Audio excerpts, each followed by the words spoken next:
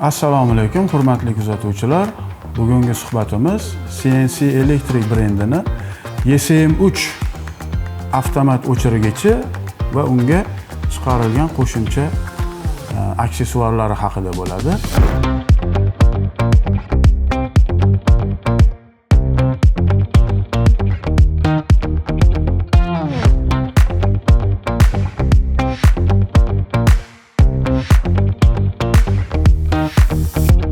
ECM3 avtomatlari budjetli seriya emas, ulardan biroz qimmatroq.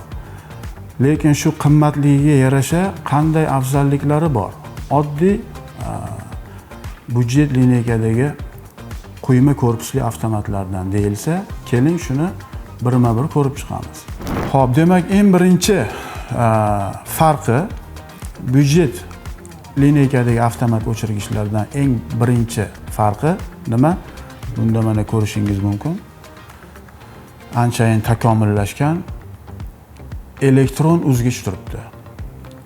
Budjetli seriyada esa oddiy mexanik uzgich bo'ladi. Ya'ni biz ko'p gapiradigan o'sha bimetal plastina, elektromagnit uzgich deb gapiradigan ikkita uzgichi bu mexanik tipdagi uzgich hisoblanadi. Bunda esa elektron tipdagisi turibdi. Mana bu birinchi yaqqol farqi. Keyingisi oddiy tip avtomatlarda nima? Avtomatni nominal toki qat'iy o'sha yozilgandek turadi. Uni o'zgartirib bo'lmaydi. Bunda mana ko'rishingiz mumkin, demak, o'zi nominali 250 amperli avtomat o'chirgich bu, lekin 100 amperdan 250 ampergacha mana bir necha pozitsiyaga qo'yishim mumkin. Ya'ni xohlasam mana shu avtomat o'chirgichni mana bu yerda yozyapti. 200 amperlik ham qilib olishim mumkin, 160 amperlik ham, 140 amperlik ham va hokazo, hattoki 100 amperli avtomat qilib ham ishlatishim mumkin. Mana bu yerda nominallarni demak o'zim belgilab beraman. Arzon budjet seriyada bu imkoniyatlar yo'q. Ikkinchisi, yana ham tok ustavkani yana ham tonkiy nastroykasi bor. Ya'ni mana bu yerdan asosiy bazaviy nominal tokni belgilab olganimdan keyin ikkinchi ustavkadan nima? Shuni 90% dan 100% gacha 1% qadam bilan demak surib chiqishim mumkin. Tushunish uchun 100 amperni olaylik. Butun son mana tushunishga osonroq. Agar mana buni 100 ga qo'ysam, bu 100 amperli avtomatga aylanib qoladi. Va shuni yanada to'chni qilib 90, 92, 93 amperli, 94, mana shunaqa 98 amperli va oxiri 100 amperli qilib 2 amper qadamda tonki yanada ustavkani belgilab berishim mumkin. Va uchinchi ustavka nima? Buni pusk toklarini o'tkazib yuborish ustavkasi.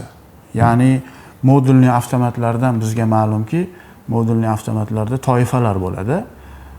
A, B, C, D toifalar deymiz. Bizda endi ko'p ommalashib qolgani B, C, D toifalari. O'sha bir toifa demak 3 baravardan 5 baravargacha bo'lgan nominal toklarni o'tkazib yuboradi. Keyin elektromagnit uzgichi ishlaydi deb gapirganimiz mana shu toifalarni budjet klasslarda biz aralasha olmaymiz. Odatda u yerda 10 ta nominalni turadi. Ya'ni 10 kratli nominal degani B toifani oxiri, D toifani boshlanishi. Bu yerdachi bemalol mana 1,5 kratlidan ko'rishingiz mumkin. 2 kratli, 3 kratli mana bu A ga to'g'ri keladi, A toifaga. 3, 4, 5 B toifaga to'g'ri keladi, 5 dan 10 gacha C toifaga to'g'ri keladi.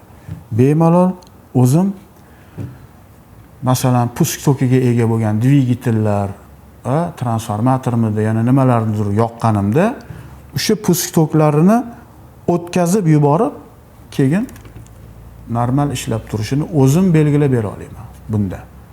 Mana yana bitta kattagina qulayligi. Va yana bitta katta buni ustunligi точноsi. Mana bu bimetal plastina ichidagi bor va elektromagnit uzgichi bor bo'lgan oddiy mexanik uzgichli avtomat o'chirgichlarning точноsi pastroq. Nimaga deganda bimetal plastina ichidan oqib o'tayotgan tokni ko'lamiga yarasha qiziydi va bukiladi. Oxiri nima qiladi? Mana bu tepkini bosib yuborib, avtomatni o'chirib qo'yadi. O'sha o'ta yuklangan paytda deymiz. Mana shu issiqlikka tayanib ishlagani uchun mana hozir masalan yoz, ko'cha 45 gradus issiq, shitlarning ichi yanada issiq, 55-60 gradus, tepalarning ichi hattoki 70 gradusgacha isib ketadi, tepalarning ichi. Mana bu haroratlarda nima bo'ladi? Bimetal plastina tashqi muhitning harorati ta'sirida ham bukiladi. Ya'ni bu yerda o'zi kam tok oqsa-da, uje qanchagadir bukilib turgan bo'ladi. Chunki bimetal plastinkaga farqi yo'q-da. U tokdanmi, qizyapti, yo atrof muhit issiqligidanmi, issiqligidan qiziyaptimi, farqi yo'q. Qizisa bo'ldi, bukilaveradi. Bu nima degani? Masalan, qishda tashqarida sovuq joyda turgan bo'lsa, mana shu 250 amperli avtomat agar oddiy tip bo'lganda edi, nima bo'lardi?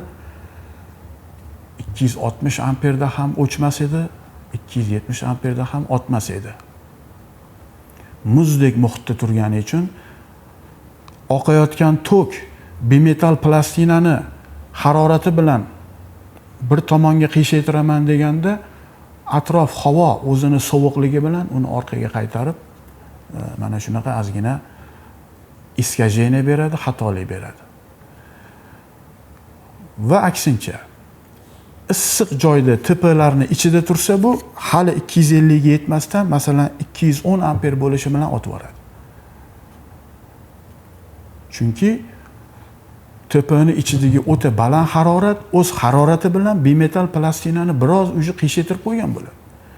Ana ularda точность kam, chunki ular nima tokni aynan o'zini qiymatiga tayanib emas, ayni bu yerda masalaning mag'zi tokka tayanib emas, balki tok oqishidan hosil bo'layotgan boshqa bir fizik jarayonlarga tayanib ishlagani uchun.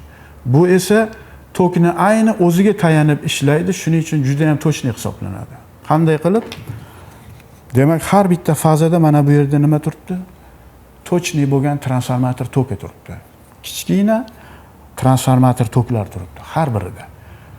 Demak, oqayotgan tokni transformator tok mikroprotsessorga uzatadi. U buni muntazam kuzatib turadi, katta aniqlikda. Hattoki bunda o'sha ko'p priborlarning aniqligini bu yaxshi aniqlikda ishlaydi. Bu boyagi sinusoidani yoki sinusoida bo'lmagan garmonikalarni ham juda katta aniqlikda hisoblaydi deb shuni bir nimasi bor, ko'rsatib beradigan bir narsasi bor, True RMS deymiz. True RMS hisob-kitob rejimi bunga qo'llanilgan. Mana shu darajada точно ishlaydi. Va ayni toklarni bilib turgani uchun, tokka tayanib ishlagani uchun точно hisoblanadi bu. Bunga tashqi haroratlar ta'sir qilmaydi. Bunda bimetal plastina bo'lmagani uchun issiq joyda lojni muddatidan oldinroq otib yuborish kuzatilmaydi. Yoki sovuq joyda, sovuq sklatlarda, xolodilnik kameralarda muddatidan o'tib ketsa ham, tok nominaldan o'tib ketsa ham otmay turaverish kuzatilmaydi bunda. Tokni o'ziga tayanib ishlagani uchun transformator toklardan aniq amperlarni bilib turgani uchun nima qiladi? Juda ham точно ishlaydi bular. Va qolaversa, mana shu 3 ta ustavkadan ko'rinib turibdiki, elektr dvigatellar uchun juda yaxshi yechim bu. Ya'ni APDlarni bilamiz ko'pchiligimiz.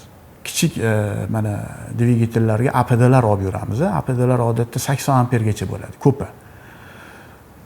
Mana buni ham nima qilish mumkin? Bemalol to'laqonli APD sifatida ishlatish mumkin. Katta mana 250 amper, yana katta nominallari bor. Mana shunaqa katta motorlar uchun avtomat puska dvigateli bo'lib xizmat qilib beradi. Mana katta APD o'rnida bemalol foydalaning. Juda ham qulay narsa. Ya'ni ana shuni dvigatelni shilligiga yozgan amperajni qo'yasiz.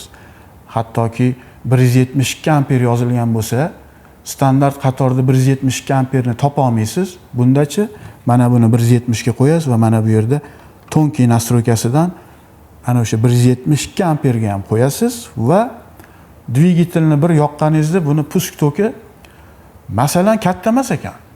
Pusk toki 2 baravar ekan xolos. 172 amper bo'lsa 340 larga chiqar ekan, bo'ldi, birdan qaytar ekan. Mana bu yerdan kratnisini nima qilasiz? 2 ga qo'yib qo'yasiz, bo'ldi.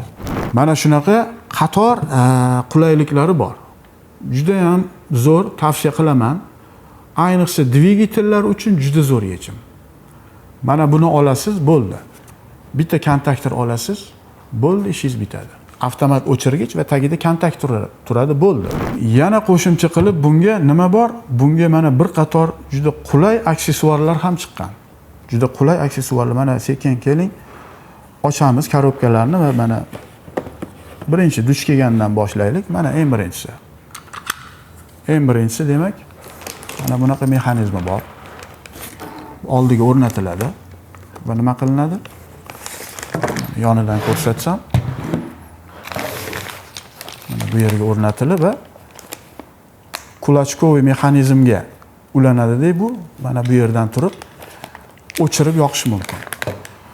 Mana buni qulayligi, ish tugagandan keyin stanoklarni o'chirib ketinglar. Mana bu ruchkalardan burab o'chirib ketinglar avtomat o'chirgichlarni desa, shitni ichi, mana yonidan ko'rsataman. Demak, shitni qopqog'iga o'rnatiladi-da eshigiga. Mana bu yerdan ichini ochib, shitni ichi xavfli joy. Shitni ichiga qo'l tiqish bu hammaga emas, uni maxsus ruxsatnomasi bor odam o'zi shitni eshigini ochish kerak.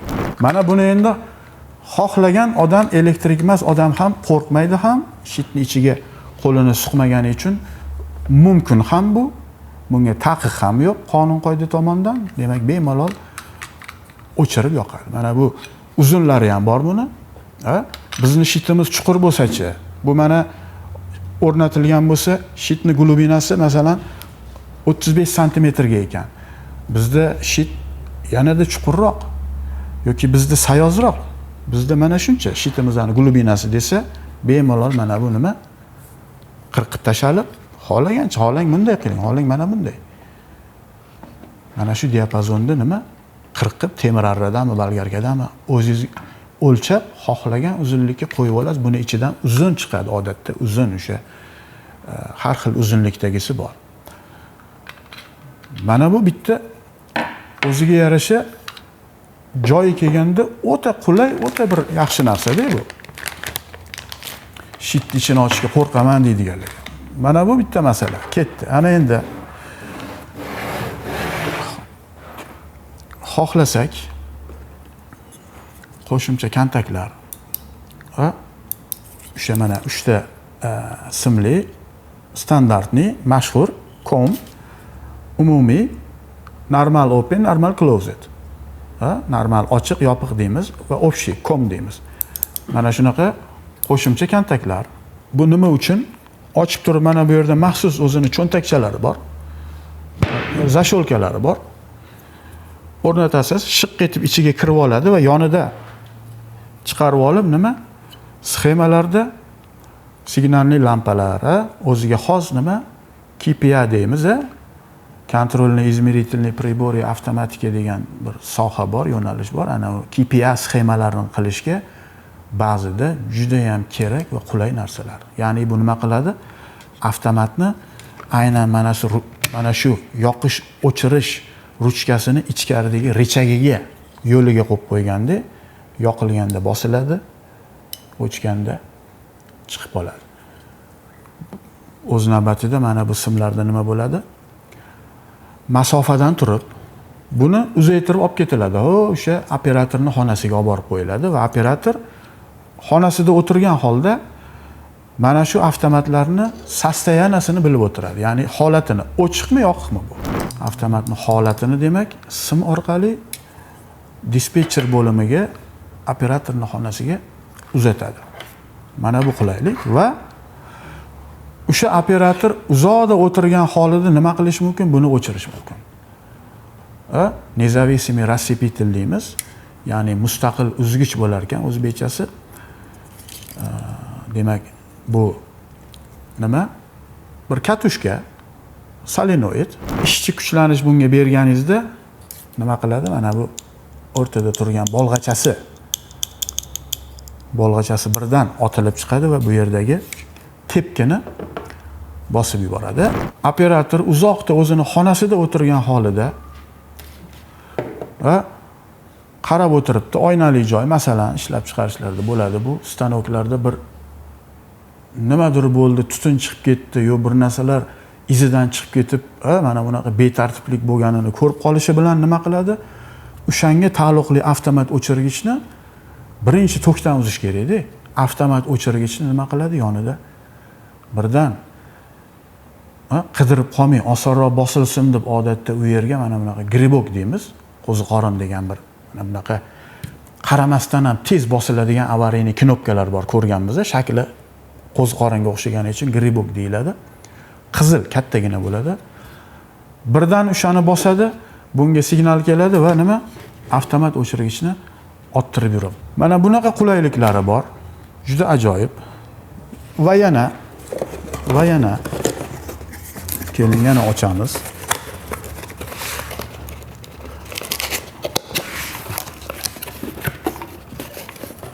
Mana yana bitta qulaylik. Va mana shu yerda hamma kreplenalari, hamma geometriyasi, mana buni aynan ruchkani eni, ko'tarilib tushishi, hammasi hisob-kitob qilib ayni shu uchun yasalgan. Bu nima? Motor privod. Mana bu nezavisimiy rassipitel yaxshi, masofadan turib o'chirib olishga yaxshi bu. Lekin buni kamchiligi nima?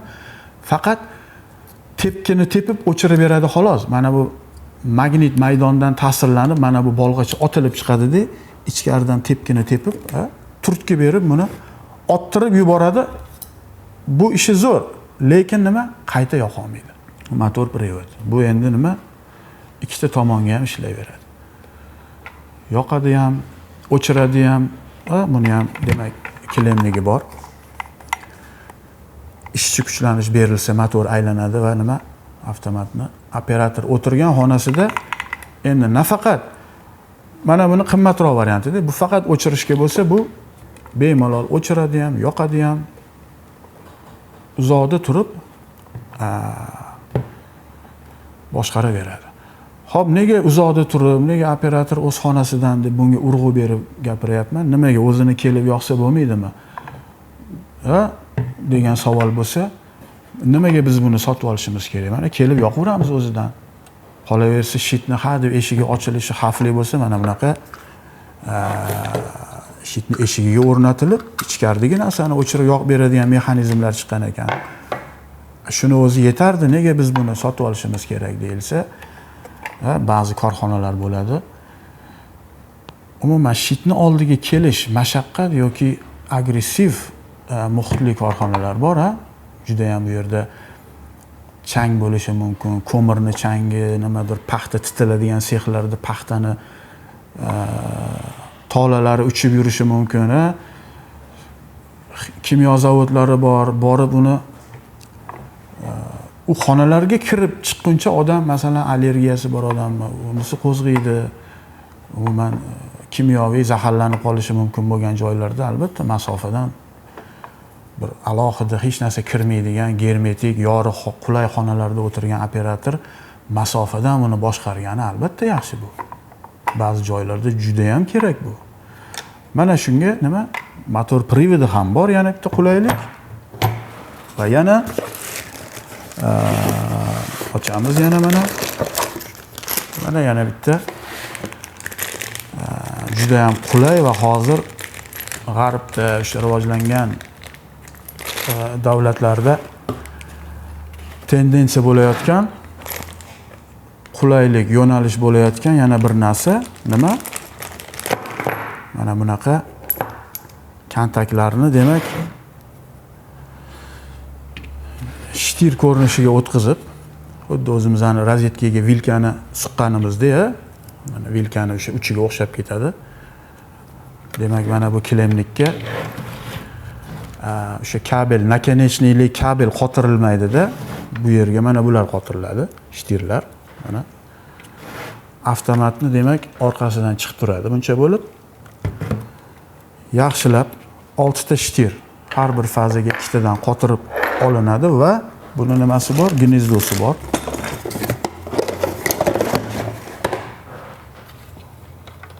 Gnezdosi bor va nima? Kabellar, nakonechniklari bilan mana bunga qotiriladi endi. Mana bu yerda prujinali qilgan, har tomondan buni yaxshilab quchoqlab oladigan, ustilari mana kumush qilingan. Umuman aytsa, slabiy kontakt bo'lish ehtimoli minimum qilingan. Mana bunaqa sifatli metallardan yasalgan, nima qilingan?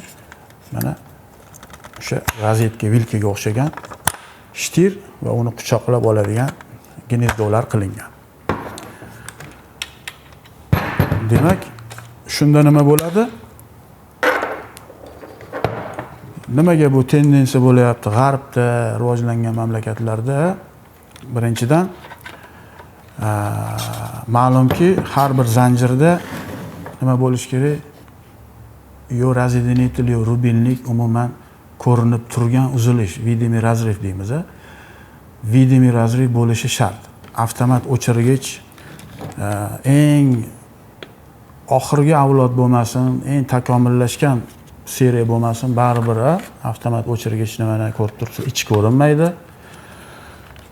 Mana bu richakni o'zi kifoya qilmaydi, tushdi. Richakka tushdi pastga. Lekin ichida uzildimi ekan? Balkim bitta oyog'i qolib ketgandir. Yoki uzilib ajragan bo'lsa-da bitta prujinasi chiqib ketib, bitta detali yechilib ketib, orasiga tushib qolgandir ko'prik bo'lib. Yoki hozir albatta uni xodim tekshiradi indikatorda. Hozir kuchlanish yo'q bo'lsa ham o'sha narsa chiqib ketib joyidan odamlar ishlab turganda mana bu yerda tushib ketib, faza agar ketib qolsa nima bo'ladi? Mana shu zanjirda ishlayotgan odamlar, kabelda, liniyada ishlayotgan odamlar tokka tushib qoladi. Shuning uchun nima qonun qilingan, modomiki gap odamlarni hayoti, dunyodagi eng aziz narsa ustida, ya'ni odamlarning hayoti, sog'lig'i ustida ketayotgan ekan, qat'iy qoida qilingan nima? Avtomat eng oxirgi avlod bo'lmasin, nima kerak? Vidimiy razriv. Aniq ko'rinib turgan, mana orasi ochilib, uzoqdan ham ko'rinib turgan uzilish kerak zanjirda. Qolaversa bu yerda buni psixologik tomoni ham bor. Ishchi o'z ko'zi bilan orasi mana bunaqa ochilib yotgan narsani ko'rsa, hech qachon bunga xavfli kuchlanish kelib qolmasligini aniq ishonch hosil qilsa, uni demak ruhiy holati ham yaxshi bo'ladi va ishi ham unumli bo'ladi. Xavotirda ishlagan ish unumli bo'lmaydi va ko'p xato qilib qo'yadi odam. Bekorga ko'rinib turgan uzilish bo'lsin degan qat'iy qoidalar yo'q. Demak, mana buni nega tendensiya bo'ldi? Mana qulayligi. Kerak emas, ya'ni oshiqcha nima qilish? Rubinlik, razvedenitel o'rnatish. Shuni o'zi ham avtomat mana bu shtirdan sug'urib olinsa nima? Mana qolib ketdi. Faza qayerda-yu, zanjiri davomi qayerda? Orada hech narsa yo'q. Rubinlikdan ham yaxshiroq. Rubinlikda ham har holda bundoq tushib ketib tegib qolishi mumkin. Umuman hech narsa yo'q. Nima qilindi? Butkul sug'urib olindi. Mana bu shtirlar demak qotirilgan joydan butkul sug'urib olindi. Demak, mana shu qo'shimcha chiqqan aksessuarlardan foydalanib, bir vaqtni o'zida ham avtomat, ham vidimiy razrivga buni rubinlik qilib olish mumkin ekan. Mana juda katta qulaylik. Va ikkinchi tomondan nima? Operativnost. Bugungi bir shiddatli bu tempda dunyoda temp oshib ketdi. Ishlab chiqarishlar tez, juda katta tezlikda, katta ob'yomda chiqmasa bo'lmayapti narsalari. Mana bu bunaqa mega zavodlar bor. Juda katta butun dunyoga mahsulot sotib turgan zavodlar bor. kecha kunduz to'xtamay kuniga o'nlab million dona narsa chiqarib turgan zavodlar bor. Ana bu yerda stanoklarni 15 minut, yarim soat to'xtab turishi pulga o'girsa katta talafotlar bo'ladi mega zavodlarda. Mana buni operativность tomonga uchun ham qilindi. Nima qilinadi? Va hamma mana bu ishdan chiqib qoldi desa, mana bularni yechib boshqatdan alishtirish qayerda-yu? Bunga ketgan vaqt va skladda mana bunaqa shtir shaklida buni shay ushab turib, ikkinchisini kelib turib shunday sug'urib tashlab va zanjirdan shunday sug'urib o'yindan chiqarib tashlab, keyingisini xuddi предохранитель tiqqanday, vstavka tiqqanday shunday tiqib qo'ysa, mana bukvalno 10 sekundda ish bityapti-da, 10 sekundda. 20 minut qayerda-yu yoki boring ana tez ishlaganda 10 minut qayerda-yu, 10 sekund qayerda. Almashtirishga mana juda ham qisqa vaqtlarda alishtirib bo'layapti va два в одном qolaversa nima? Видимый разрыв, rubinlik bo'lib ham xizmat qilyapti bir vaqtning o'zida. Umumiy xulosalar, demak, xulosa o'zingizdan, mana bekorga qimmatroq emas. Shunga yarasha mana juda ham ko'p. Men o'ylaymanki, meni fikrimcha buni qiladigan xizmati, mana bu funksionalligi, qulayligi o'sha to'langan oshiqcha puldan ko'ra ko'proq. Uni ham bosib ketadi. Barchaga tavsiya qilib qolaman.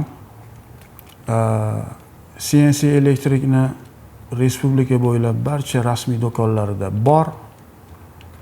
Quyida mana takror yana eslataman, quyida call center CNC elektrikni qo'ng'iroq qiling, murojaat qiling, barcha rasmiy do'konlardan so'rang. Foydalaning, hayotingizni yanada komfort qiling, farovon qiling. E'tiboringiz uchun rahmat, salomat bo'ling.